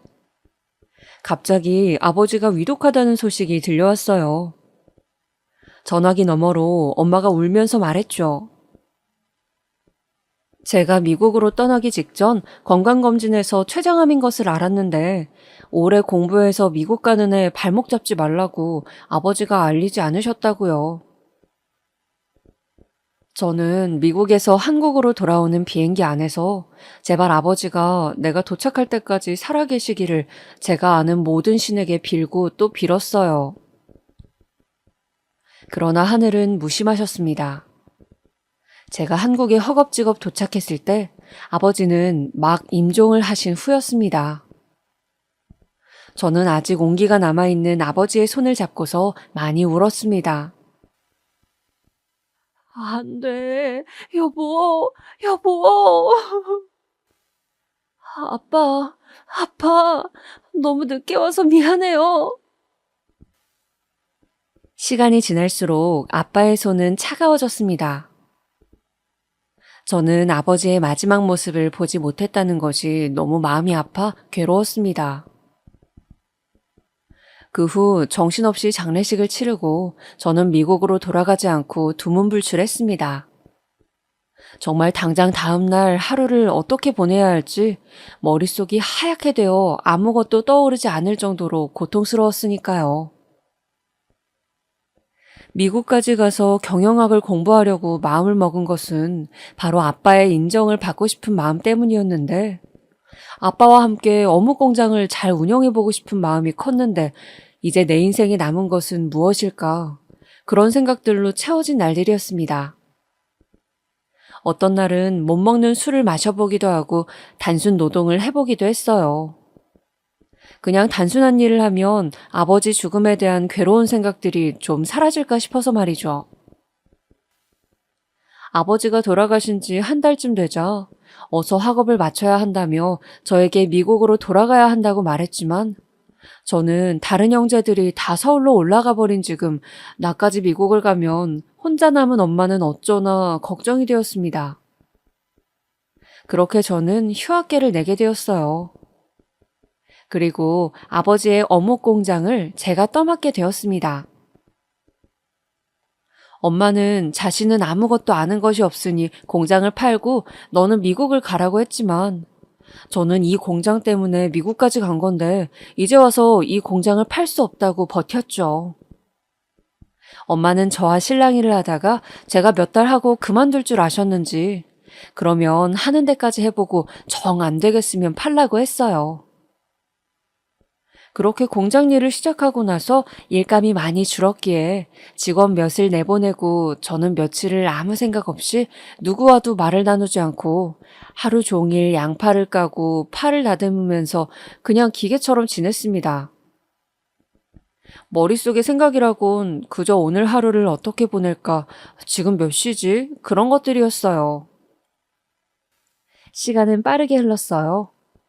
저는 미국에 가지 않은 채로 그냥 한국의 어묵 공장에서 하루 종일 일을 했죠. 엄마는 나중에는 우울증 아니냐고 병원을 가보라고 하기도 하고 또 남자라도 만나라고 했지만 전 당연히 남자에게도 관심이 없었어요. 또 어차피 공장을 가면 작업복을 입어야 했기에 항상 면티에 그냥 어두운 색 바지를 대충 입고 머리를 질끈 묶고 다녔습니다. 그저 편한 게 좋았거든요. 그런 저를 사람들은 부잣집 딸로 보지 않았지만 저는 딱히 부자로 보이고 싶지도 않았어요. 그런데 제가 26살쯤 되던 때였습니다. 저는 공장에만 너무 있으니 애가 너무 생기가 없다는 어머니의 걱정 때문에 강제로 공장을 며칠 쉬게 되어서 평소 아빠와 함께 들르곤 하던 절을 향해서 가고 있었어요. 산속에 있는 절이라 가는 길 자체가 제법 등산이 되기도 했고 오랜만에 맑은 공기도 마시고 스님이 내어주시는 차 한 잔 마시면서 복잡한 머릿속을 정리하고 싶었거든요. 공장에 남고 싶은 마음과 이제는 집을 떠나 공부를 다시 해야 하나라는 고민. 공장은 어떻게 해야 할지 여러 가지로 문제들이 많았어요. 그때 저는 좀 마음이 지쳐 있었던 것 같아요. 한참 산을 올라가는데 이쯤이면 절이 나올 때가 되었는데 이상하게도 절이 나오지가 않더라고요. 보통은 3, 40분을 오르면 절의 입구를 지키는 사천왕이 있는 절 지붕이 보여야 하는데 아무리 살펴도 보이지가 않는 것이었습니다. 여기가 어디지? 내가 길을 잘못 든 건가? 저는 문득 시간도 꽤 지난 것 같다는 생각이 들었습니다. 순간 숲은 울창하고 새소리도 뭔가 음산하게 들리는 것이었어요. 갑자기 무서운 기분이 들었습니다. 나 길을 잃은 건가? 누구 없어요? 아무도 없어요? 놀라서 소리를 지른 제 목소리는 바람에 실려 사라질 뿐이었습니다. 저는 일단 바위에 앉아서 다시 올라왔던 길을 더듬어 내려가 보자고 마음을 먹었어요. 삐삐가 있기는 했지만 공중전화가 없으니 산속에서 연락을 취할 방법도 없고 조금씩 어두워져 가는데 가만히 있을 수는 없다는 생각이 들었어요. 가벼운 산행이라 생각했기에 운동화도 밑창이 얇은 것이었어요. 저는 바위 뒤에 내리막길이 있는 것을 눈으로 살피면서 다리를 내뻗었습니다. 그런데 몸이 주르륵 하고 미끄러지면서 길이 있는 줄 알았던 곳이 풀 사이로 우거져 있는 곳이 급경사라는 것을 깨닫는 순간 덥석 어떤 손이 저를 잡아 올리는 것이었습니다. 괜찮으세요? 크고 따뜻한 손이 힘껏 저를 끌어올렸어요. 크게 다칠 뻔한 저를 구해준 사람은 듬직한 청년이었습니다. 마치 공장 일로 몸이 항상 단단하셨던 우리 아빠 같은 다부진 느낌이었어요. 저는 난생 처음 뭔가 간질간질한 이상한 기분이 온몸을 타고 올라오는 것 같았어요. 많이 놀라셨죠? 여기 물 좀 드시고 제가 부축해 드릴게요. 남자는 제 간이 배낭을 대신 짊어지고 내려가는 길을 안다며 저를 내내 이끌어줬습니다. 저는 미끄러질 뻔한 충격과 미묘한 기분 때문에 뭔가에 홀리듯이 그 사람을 따라 산을 내려갔습니다. 산을 내려간 남자는 조심스레 말하더군요. 저 실례가 안 된다면 놀라신 것 같은데 저랑 간단히 욕이라도 하시는 건 어떠세요? 저도 놀라서 그런가 배가 고파서요. 아, 네. 저 그럼 오늘 도와주셔서 무사히 내려왔으니 제가 식사 대접하겠습니다. 그 남자와 저는 등산 초입에 있던 허름한 백반집을 가서 식사를 함께 했습니다. 그렇게 그 사람과의 인연을 시작하게 되었어요. 백반집에서 된장국에 밥을 먹으며 참 어색했지만 어쩐지 싫지는 않았어요. 우리는 그날 막걸리집으로 자리를 옮겨 많은 이야기를 나누었습니다. 그 남자는 제가 사는 도시에서 가장 좋은 대학교를 졸업한 취업 준비생이었습니다. 신방과를 나왔지만 은행 취업을 목표로 하고 있다고 했어요. 저는 어묵 공장 일을 하고 있다고만 저를 소개했어요. 언제부터 일을 했냐고 하길래 20살 때부터 했다고 했죠. 그 사람은 어림짐작으로 제가 고졸이겠거니 하는 눈치였습니다. 초면인 사람에게 굳이 미국 유학을 갔다거나 공부하다가 휴학 중이라는 말을 하는 것도 잘난 척하는 것 같이 보일까 싶어 저는 그냥 말을 하지 않았어요. 자신이 좋은 대학을 다녔다는 자부심이 보였기 때문이죠. 그리고 사실 제가 대학 과정을 마치고 졸업한 것도 아니었으니까요. 밥을 다 먹고 제가 구해준 보답으로 밥값을 내겠다고 하자 그 사람은 손사래를 치며 자신이 굳이 밥값을 냈어요. 아유, 어묵 공장 다니신다면서요. 열심히 일해서 돈 버실 텐데 제가 내겠습니다. 전 그러시면 다음엔 빵집에서 한 번만 더 만나주시는 건 어때요? 하더군요. 저는 차마 제 형편에 대해서 제대로 말을 할 수가 없었어요. 가난한데도 공장을 다니며 열심히 산다고 오해한 그분이 너무 저를 칭찬했기 때문이죠. 그 후 그분의 말대로 빵집에서도 한번 만나고 같이 도서관도 가고 하다 보니 어느새 만남의 횟수는 쌓여갔습니다. 옛말에 남녀가 붙어 있으면 결국 정분이 난다더니 그렇게 우리는 만난 지 6개월 만에 자연스럽게 연인이 되었어요. 물론 연애를 시작하고 나서도 남자친구가 오해하고 있는 우리 집 형편이라든가 미국의 대학 이야기는 말하지 못했습니다. 뭐랄까, 말할 타이밍을 놓쳤다고나 할까요? 이제 와서 맨날 저한테 대학 가면 이렇다 저렇다 하며 대학 자랑을 하는데 미국에서 대학을 다녔다고 차마 말을 할 수가 없었어요. 그저 이 순간만큼은 이 사람과 즐겁게 보내고 싶다는 마음이었습니다. 그리고 사실 마음 한켠에는 사람이 중요하지 뭐 대학을 갔냐 안 갔냐 그런 게 중요한가 싶은 생각도 있었어요. 저는 가수 서태지를 무척 좋아했는데 서태지가 실업계 고등학교 출신이지만 큰 성공을 거두는 것을 보고 대학에 대한 고정관념이 많이 바뀌어 있었거든요. 남자친구는 한 번씩 저를 대포집에 데려가 술 한 잔을 권하면서 어려운 정치 이야기들을 하기도 하고 또 가난한 자신의 처지를 비관하기도 하더군요. 저는 저를 좋아한다고 말하면서도 아무것도 해줄 수 없다고 슬퍼하는 그 사람에게 어느덧 마음을 많이 주고 있었습니다. 좀 측은지심 같은 것도 있었던 것 같고 또 항상 자신의 삶에 대해 고민하는 모습이 굉장히 호감도 갔던 것 같아요.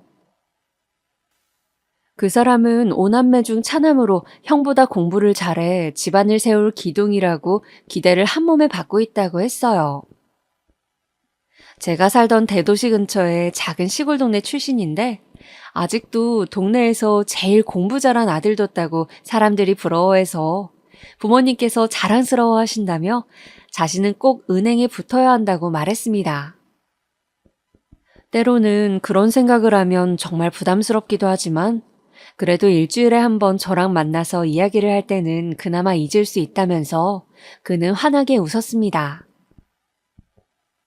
처음 식사를 하면서 제가 어묵 공장에 다닌다고 이야기한 후로 오빠는 저희 집안 형편에 대해서 자세히 묻지 않았습니다.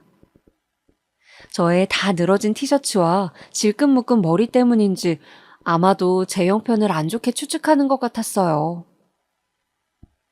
데이트를 하고 날 때 제가 가끔 돈을 내려고 하면 오빠는 화를 내면서 말했거든요. 나 밥 사줄 돈 있으면 집에 갈 때 빵이라도 사서 부모님 드리라고요. 저도 그런 오빠에게 차마 제가 일하는 어묵 공장이 우리 집 거라고 이야기할 순 없었습니다. 부르주아니 뭐니 하면서 읽은 책에 대해서 열변을 토하는 오빠는 부자들은 모두 양심이 없고 법을 조롱하는 인간들이라고 믿는 것 같았거든요. 저는 이런저런 생각 없이 그저 그 사람과의 시간을 오롯이 즐기고 싶었어요. 우리가 결혼을 하진 못하더라도 훗날 청춘의 아름다운 기억으로 남을 것이니까요. 오빠는 대학 인근의 하숙집에서 하숙을 하면서 공부를 하고 있었습니다. 저는 그런 오빠의 하숙집 앞에 종종 어묵을 싸들고 찾아가곤 했어요. 오빠, 내가 방금 전에 튀긴 어묵이야. 배고플 때 간식으로 먹어. 오빠는 항상 제가 가져다 주는 어묵을 고마워하며 받아 맛있게 먹곤 했어요. 저는 왠지 그럴수록 더 챙겨주고 싶은 마음에 더 자주 하숙집 앞에 찾아가게 되었습니다. 저는 소박하게 오빠와 연애를 이어갔어요. 그렇게 우리는 꽤 오랜 시간을 함께 보냈죠. 오빠는 저의 옷차림에 대해서도 타박하지 않았고 검소하고 성실해서 넌 뭘 하든 잘 될 것이라고 꼭 나중에 대학 공부도 하길 바란다며 응원을 해주었어요. 그 사람의 다정한 말을 듣고 하루의 피로를 씻어내며 저는 고향에 남아 이 사람과 미래를 꿈꾸고 싶어졌습니다. 사실 처음에는 그냥 지나갈 인연이겠지, 결국은 미국으로 돌아가야겠지 하는 생각으로 정을 많이 안 주려고 애썼지만 시간이 지날수록 통제가 되지 않았습니다. 제가 꿈에 그리던 다정하고 세심한 남자였기 때문이죠. 가끔은 이 사람과 내가 결혼을 하는 것은 어떨까? 나름 똑똑한 사람이니 엄마가 좋게 봐주실 수도 있을 거야 라는 희망을 품고서 저는 남친에게 은행에 취직했다는 좋은 소식이 들려오기를 간절히 바라면서 열심히 뒷바라지를 했습니다. 하숙집에 가서 끼니도 챙겨주고 어묵을 가득 담아 도시락을 싸가기도 하면서요. 오빠의 하숙집에 왔다 갔다 하는 것이 처음에는 걱정되었지만 2층으로 된 단독주택에서 오빠가 기거하는 방은 한쪽으로 돌아가 구석에 있어 사람들을 거의 마주치지 않다 보니 저는 그렇게 한 번씩 오빠네 집에 드나들게 되었습니다. 우리가 만난 이듬해 오빠는 시중은행들의 원서를 내고 본격 취업시험을 치렀습니다. 다행히 오빠는 목표한 은행 중에 2곳이나 무사히 합격했습니다.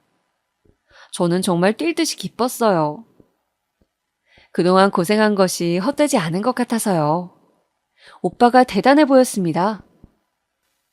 저는 이번 시험 합격을 통해 드디어 오빠도 가난한 집안을 먹여 살려야 하는 부담이나 자신이 성공해야만 한다는 짐을 어서 좀 덜어낼 수 있기를 바랐어요. 사실 오빠가 데이트를 할 때 술이 한 잔 들어가면 그런 부담감들을 저를 붙잡고 토로하곤 했거든요. 너도 가난에 대해 알지? 우리 집은 말이야. 너무 가난한데 식구가 많아. 그런데 내가 제일 공부를 잘해서 난 꼭 좋은 곳에 취직해야 돼. 그게 내가 낳아준 부모님한테 할 수 있는 유일한 보답이니까. 저는 오빠가 그럴 때마다 사실 잘 공감은 안 되었지만 그저 이 사람이 더 이상 마음 아파하지 않았으면 내가 도움이 될 수 있다면 얼마나 좋을까 하는 생각들을 하곤 했어요. 그리고 그런 한탄을 하며 오빠는 언제나 너도 나와 사정이 비슷해서 좋다면서 대하기가 편하다고 하는 것이었습니다. 저는 그럴 때마다 가슴이 뜨끔하곤 했습니다. 언젠가는 솔직하게 내 상황을 말해야 한다는 생각을 하면서도 우리는 정말 통한다면서 저를 의지하는 오빠에게 차마 입이 떨어지지 않았습니다. 오빠가 막 출근을 해서 회사에 적응을 해나갈 무렵 엄마는 이제 다시 미국으로 가야 한다고 본격적으로 압박을 주시기 시작했어요. 저는 곧 미국으로 갈 거라고 가기 전에 공부를 조금 더 해야 한다고 우겨서 오빠를 만나기 위한 데이트 시간을 확보했습니다. 엄마는 미심쩍어 하시면서 저에게 무슨 책을 샀는지 뭘 읽었는지 캐물으셨지만 저는 잘 둘러대었죠. 그렇게 우리는 3, 4개월 동안 일주일에 한 번씩만 얼굴을 보면서 지냈어요. 그런데 그러던 어느 날 오빠가 저에게 청혼을 하는 것이었습니다. 이제 직장에 적응도 했고 내가 우리 선아 힘들지 않게 살게 할게. 조만간 부모님과 식사 자리 한번 만들자.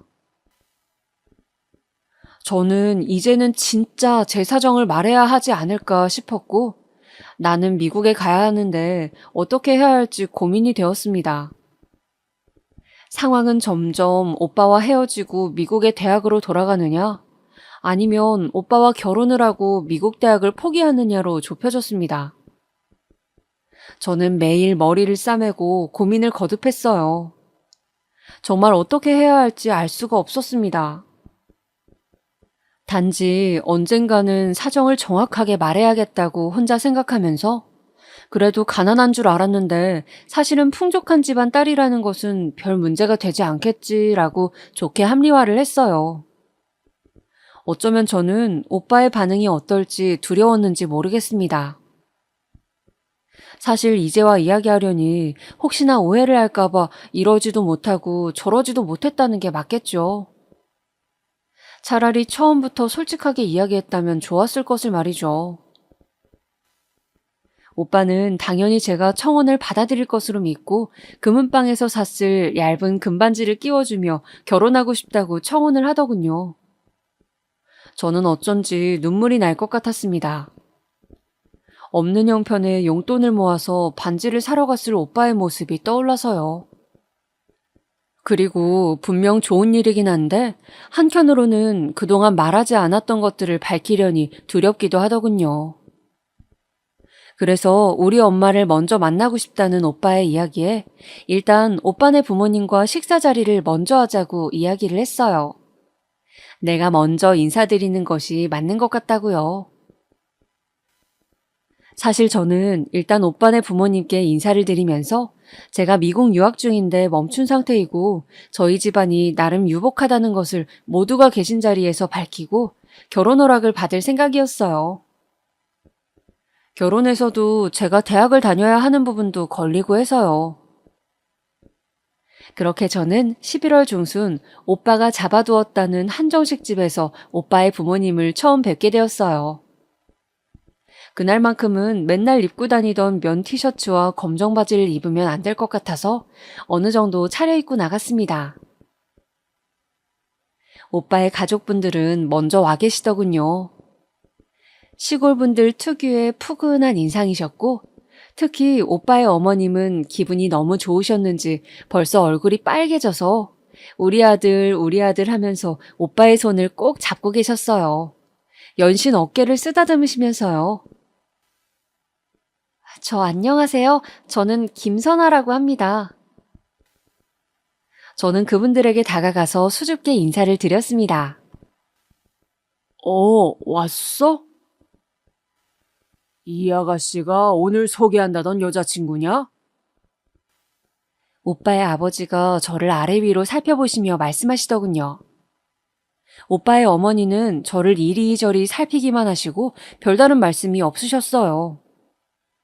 저는 그 눈길이 조금 부담스러웠지만 첫 만남이라 어색한 거겠지 생각하며 애써 미소를 지었습니다.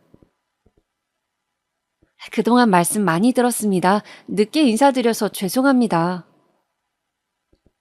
그러자 아무 말이 없으시던 오빠의 어머니께서 대뜸 말씀하시는 것이었어요.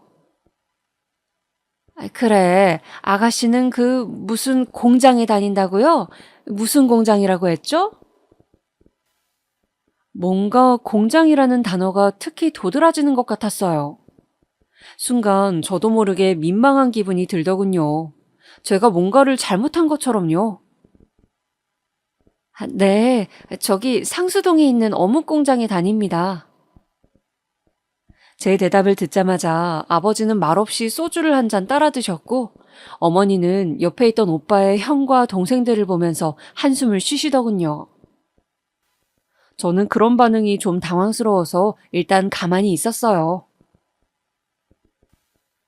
저기 아가씨가 참하고 성실해 보여요.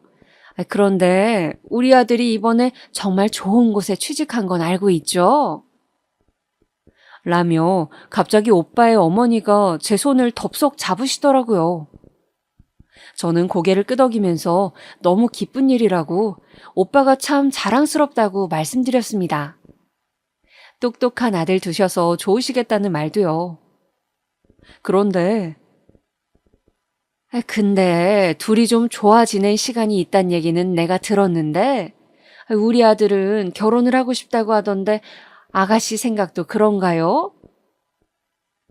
대뜸 어머니는 저에게 결혼 이야기를 하시는 것이었어요. 저는 저희끼리는 그렇게 이야기가 되었다고 말씀드렸습니다. 제 이야기를 듣던 오빠의 어머니는 갑자기 표정을 굳히시더니 저에게 말씀하셨어요.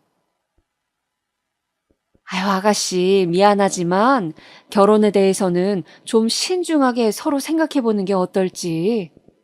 우리 아들이 이번에 취직을 하다 보니까 벌써 여기저기 선자리가 많이 들어오고 있거든요. 저는 방금 무슨 이야기를 들은 것인지 머리가 혼란스러웠어요. 어머니의 이야기를 듣던 오빠도 크게 당황하는 기색이었습니다. 엄마, 그게 무슨 말씀이세요? 사람 면전에 앉혀두고 너무하신 거 아니에요? 저는 관심 없다고 말씀드렸잖아요. 이 사람이 제 아내가 될 사람이라고요. 그러나 오빠가 소리치는 것이 들리지 않는다는 듯 어머니는 말씀을 이어가셨어요. 아유, 우리 아들이 아직 세상 물정을 몰라서 일이 순진한데 아가씨는 공장 일만 해서 순진한 건지 아니면 계산이 빠른 건지 내가 모르겠소만 이렇게 기우는 결혼은 난 들어보지도 못했어요.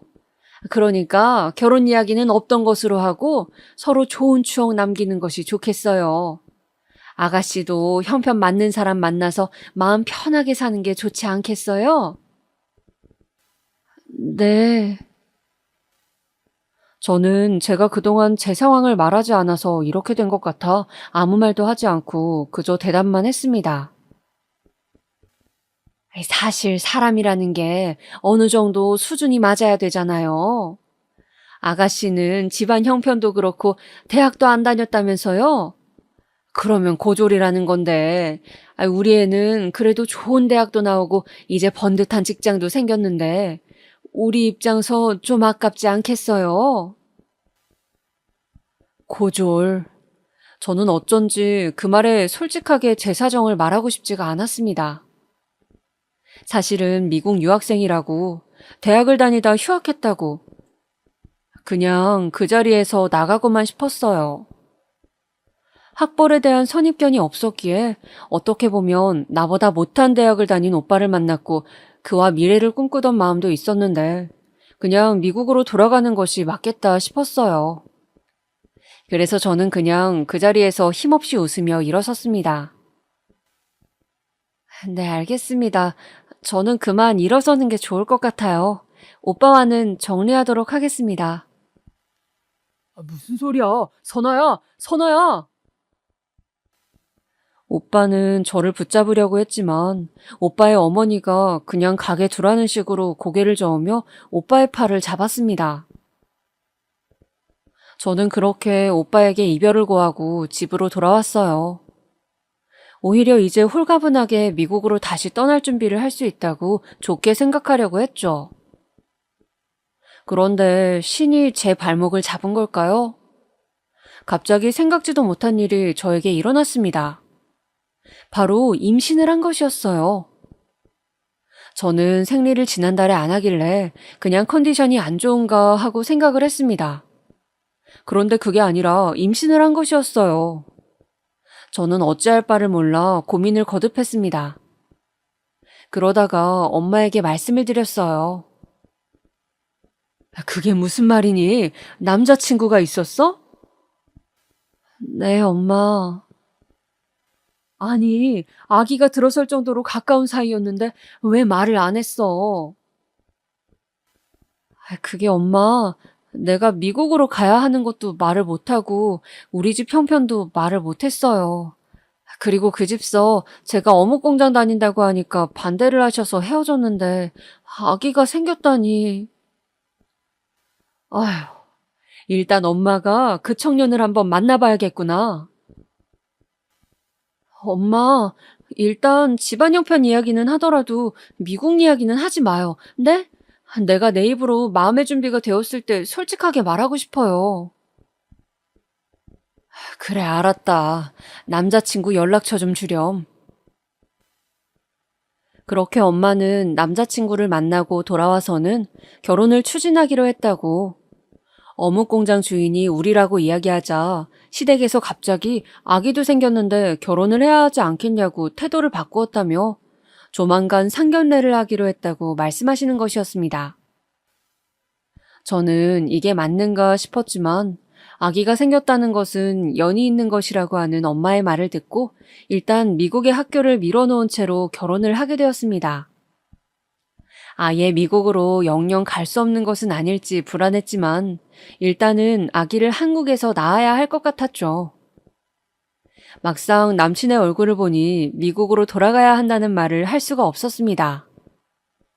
남편이 그동안 저에게 잘난 척을 하면서 대학을 가면 이렇다 저렇다 했던 그런 말을 제가 들어주고 대단하다고 해주었던 일이 많았는데 자신을 놀렸다고 생각할까 걱정이 되었어요. 오빠는 그런데 조금 자격지심이 있었거든요. 그래서 일단 천천히 말해야겠다는 생각으로 저는 결혼 준비를 하고 신혼을 시작하게 되었습니다. 배가 많이 불러오기 전 결혼식을 하자는 양가 어른들의 의견으로 저는 임신 3개월쯤 결혼식을 치르게 되었습니다. 결혼 준비를 하면서 남친의 형인 아주버님과 그 아내이신 형님을 만나게 되었어요. 아주버님은 중견기업에 다니는 평범한 회사원이었는데 형님은 심리학 전공의 박사과정을 밟으며 대학에 강연도 나가곤 하는 엘리트셨습니다. 우리나라에서 이름만 대면 아는 좋은 대학을 나오셨더군요.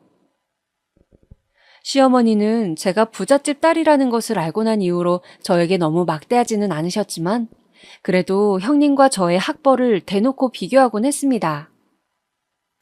다 같이 밥을 먹는 가족 모임 자리에서 은근히 저를 무시하고 면박을 주셨죠.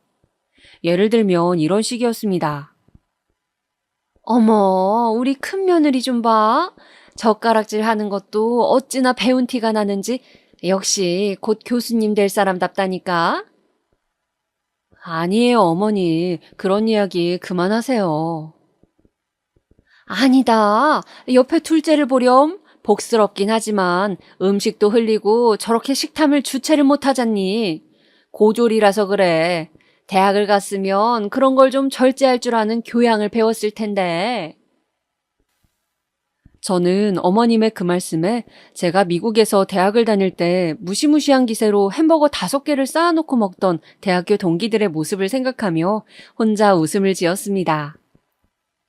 세계 제1의 수재들이 모인다는 뉴욕대의 모습은 정말 전쟁터 그 자체였고 도서관에서 항상 밤새는 학생들이 음식만 보면 개걸스럽게 달려들어 해치우곤 했는데 제일 친한 친구였던 식탐대장 말콤과 오드리가 시어머니의 말을 들었다면 어떤 표정을 지었을지 그런 생각을 하니 그냥 웃음이 나왔어요. 너 지금 내가 좋은 이야기 하는 것 같니? 왜 웃어? 아, 죄송해요, 어머니. 그냥 좀 다른 생각을 했어요. 이것 봐. 머리가 나쁘니까 집중을 못한다니까?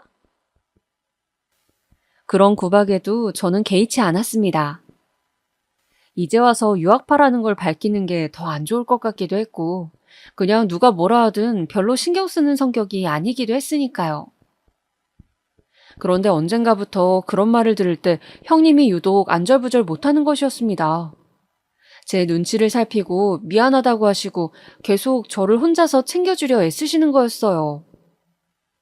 저는 이상해서 한 번은 형님에게 넌지시 물어보았습니다. 형님, 제가 어머니께 구박당하는 게 안쓰러워서 그러세요? 저 별로 신경 안 써요. 멘탈 세거든요.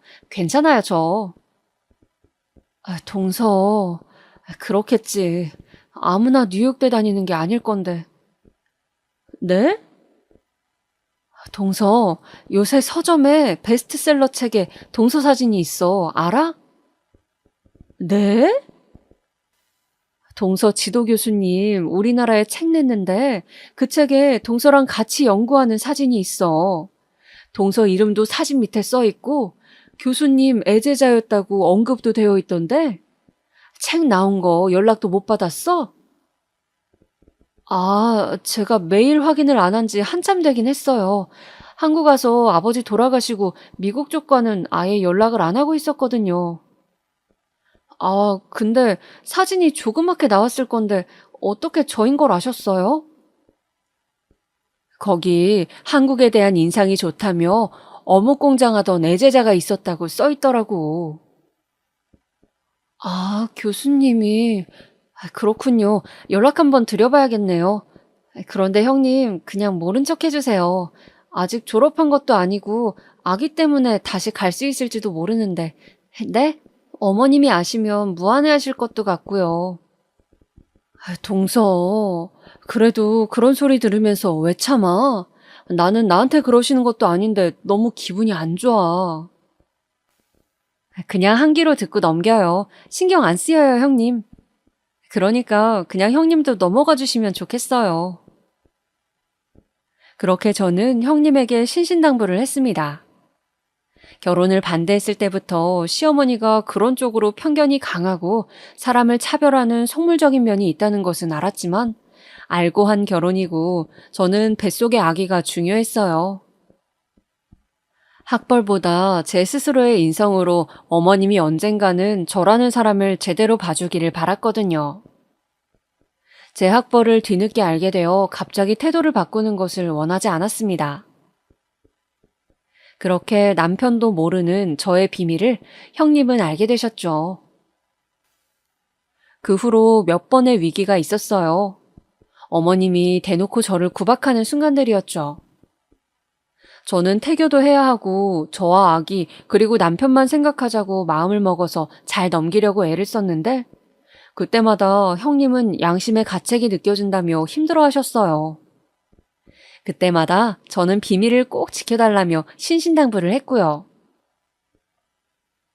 임신을 했음에도 불구하고 저는 시댁에 제사가 있을 때마다 당연한 듯이 불려가 허리 한번 펴지 못하고 장보기부터 시작해 모든 노동을 하루 종일 파김치가 되도록 해야 했어요.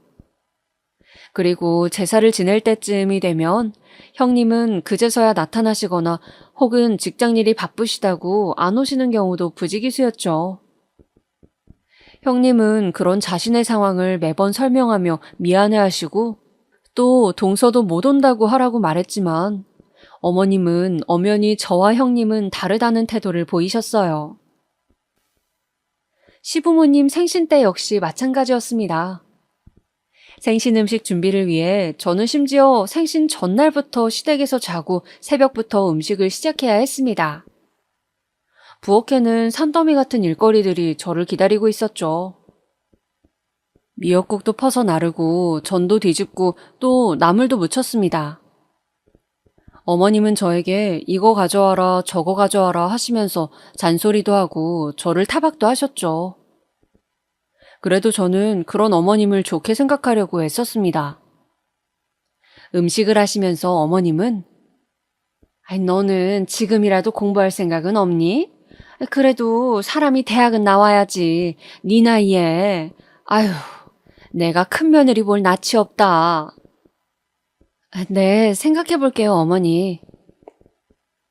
어머님은 항상 저에게 그런 말들을 늘어놓으면서 형님 신기를 거스르지 말고 되도록 집안일은 다 하도록 하라고 당부를 하시는 거였어요. 저는 그런 말들이 너무 듣기 싫고 귀를 틀어막고 싶었지만 참고 견뎠습니다. 그렇게 임신 기간을 서럽게 보내고 아기를 낳았어요. 아기를 낳던 날 저는 예정일을 2일 앞두고 있었습니다. 아직 좀 남았다고 생각했는데 갑자기 꼬리뼈 부분이 쿡쿡 쑤시는 기분이 들기 시작하더니 처음 느껴보는 묘한 통증이 꼬리뼈부터 시작해서 골반에 불규칙하게 오기 시작했습니다. 약하기는 했지만 그 통증이 오면 저는 잠시 서서 쉬어야 할 만큼 쿡쿡 쑤시는 느낌이어서 택시를 타고 얼른 집으로 갔습니다. 불규칙하게 한 번씩 쑤시던 그 통증은 저녁이 되자 조금 더 자주 오고 있었습니다. 제가 워낙 겁이 많아서 인터넷으로 출산 후기를 정말 많이 본지라 많은 사람들의 말 중 샤워를 꼭 하고 가라는 말이 번뜩 떠올랐어요. 저는 허겁지겁 아픈 배를 잡고 샤워를 했습니다. 그리고 신랑이 사온 초밥을 몇 점 먹었어요.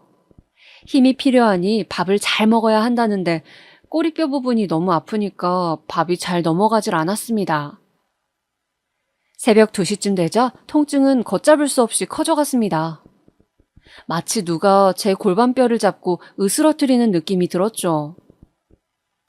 더 이상 참을 수 없을 것 같은 고통에 저는 이게 진통이구나 싶어 얼른 신랑을 깨웠어요. 자기야 일어나봐. 나 이제 너무 아파서 병원 가야 될 것 같아. 알았어. 지금 가자 얼른. 신랑은 선잠을 잤는지 자다가 벌떡 일어나더니 저를 부축해서 차를 타려고 엘리베이터를 타고 주차장으로 갔습니다. 한 3걸음 걷고 아파서 쉬고 또 3걸음 걷고 아파서 쉬는 것의 반복이었습니다. 골반뼈가 마구 제멋대로 움직이는 기분이 들면서 조수석에 앉았는데 제대로 앉아있기도 힘들어서 엉덩이를 반쯤 들고 조금 울면서 신랑한테 빨리 좀 가달라고 애원했던 것 같아요. 진짜 누군가 덤프트럭이 내 골반을 지나가는 느낌이라고 하더니 정말 시간이 지날수록 골반이 찢어지는 것처럼 아프더군요. 그렇게 겨우겨우 병원으로 도착해서 분만실로 향했습니다. 그때가 새벽 3시는 넘은 것 같았어요. 그런데 신랑이 그 밤중에 시어머니께 전화를 하는 거예요. 엄마 말대로 밤에 진통이 와서 결국 병원에 왔어. 이제 나을 것 같아요. 알았어. 엄마가 말씀하신 대로 내가 꼭 전달할게요. 무슨 이야기인지 남편은 비장한 표정을 지으면서 어머니하고 이야기를 했습니다. 저는 가쁜 숨을 내쉬면서 간호사가 놓아준 진통제를 링겔로 맞으며 정신을 부여잡으려고 애쓰고 있었어요. 손으로 촉진해본 결과 아직 3cm 열린 상태라고 했습니다. 초사는 원래 자궁문이 열리기까지 시간이 오래 걸린다고, 아직 한참을 더 아파야 한다고요. 그런데 그런 저에게 남편이 하는 말이 가관이었습니다. 자기야, 엄마가 자기 아기 낳을 때 다 돼서 몇 번이나 말씀을 하셨는데 무조건 자연분만으로 낳아야 한대. 무슨 소리야 그게. 애 낳다가 안 되면 수술하는 거지 무슨. 남편은 황당해하는 저의 손을 꼭 붙잡고 응원한다며 어이없는 멘트를 남발하더군요. 남편의 얼굴은 그저 태어날 아기에만 관심이 있는 것 같은 얼굴이었습니다. 남편은 미소를 띠며 곧 태어날 아기를 기다리는 듯 했어요. 그런데 시간이 지날수록 진통은 심해져 왔어요. 미칠 듯한 고통으로 온몸을 들썩거리며 힘든 시간을 버티다가 저는 그렇게 3시간쯤 지났을 때 남편에게 말했습니다. 자기야, 나 그냥 수술하면 안 될까? 지금 너무 힘든데 도저히 못하겠어. 이대로 몸이 너무 아파. 자기야, 왜 그래? 조금만 더 기운을 내. 자연분만해야 아기에게 좋다잖아, 자기야, 내가 좀 너무 기운이 딸려서 도저히 안 되겠어. 너무, 그렇게 저는 생명이 위급한 상황까지 가서 제왕절개로 겨우 아기를 낳았습니다. 태어난 아기는 너무 예쁘더군요. 조그마한 몸에 눈, 코, 입이 다 있고 손가락, 발가락이 다 있는 것이 너무 신기했습니다. 아기를 낳을 당시 자연분만을 해야 한다고 했던 시모와 또 그 말을 들으려고 했던 남편의 행동에 대해서는 깊게 생각하지 않으려 애를 썼습니다. 깊게 생각해봤자 제 기분만 나쁘니까요. 그렇게 저는 3개월간 거의 시댁에도 가지 않고 친정엄마에게도 영상통화로 아기를 보여주면서 아기를 키우는 일에 매진했습니다. 그렇게 우리 아기는 쑥쑥 자라 100일을 맞이하게 되었죠. 아기 100일을 집에서 조촐하게 하려고 했는데 시어머니가 그래도 밖에서 맛있는 거 먹으면서 하고 싶다고 하셔서 장소를 대여하고 100일 잔치를 준비했습니다. 식당에 도착하자 아주버님과 형님이 먼저 와 계셨어요. 확실히 강사 일을 하시다 보니 멋들어진 바지 정장을 입고 핸드백을 메고 오신 모습이 잘 나가는 커리어 우먼 같고 지적이고 멋졌습니다. 저는 아기를 낳고 살을 채 빼지 못한 상태였어요. 그래서 몸매를 커버할 수 있는 검정색 통짜 원피스를 입었죠. 어머님은 제 모습과 형님의 모습을 보더니 또 혀를 끌끌 차셨습니다. 그렇게 백일상을 차리고 가족들과 사진을 찍고 즐거운 시간을 보낸 후 다 같이 나서는 참이었어요. 갑자기 배가 아파서 신랑에게 급하게 아기를 맡기고 저는 화장실로 달려갔습니다. 급하게 볼일을 보고 칸에서 나오니 형님이 화장실 앞에 서 계셨어요. 그런데 화장실 가방걸이가 망가져서 형님은 두리번거리다가 가방을 손을 씻는 세면대에 놓으려고 하셨죠. 한눈에 보기에도 뭔가 비싸 보이는 핸드백이었습니다. 그때였어요. 예, 둘째 너 뭐하니? 얼른 가방 받아들지 않고. 네, 어머니? 아니, 가방끈이 짧으면 백이라도 제대로 들어야지. 너는 애가 센스가 이렇게 없니? 아, 네. 면역력 때문에 내가 그렇게 자연분만 하라고 했는데 그것도 기어이 수술을 하고 말이야. 아유, 너무 못 배워서 진짜 말이 안 통한다 정말. 저는 또 시작이시네. 그냥 이 순간만 지나면 되겠지 하고 참고 있었어요. 그런데 어느새 볼일을 다 보고 나오신 형님이 갑자기 얼굴을 붉히면서 어머님께 말하는 것이었습니다. 어머님, 진짜 제발 그만하세요. 동서 미국 유학파란 말이에요. 뭐? 어머님, 동서가 지금 미국 유학 중에 도련님하고 연애해서 결혼한 거라고요.